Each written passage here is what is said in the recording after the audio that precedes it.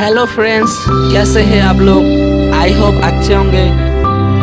देखते हैं कौन है जो आपको प्रपोज करने वाला है। Choose one number. इन नंबर से कोई एक नंबर अपनी मन में चूज करो। कर लिया चूज? Guess your answer. क्या लगता है आपका आंसर क्या होगा? क्या आप रेडी हो आंसर के लिए? आंसर देखने से पहले चैनल को सब्सक्राइब कर ले। Loading. Please like comment and share कर देना। Now your answer. नंबर 12, एक अजनबी लड़की आपको प्रपोज करेगा। नंबर 16, आप जिसे चाहते हो वो आपको प्रपोज करेगा। नंबर 18, घर के पड़ोसी आपको प्रपोज करेगा। नंबर 22, आपका बेस्ट फ्रेंड।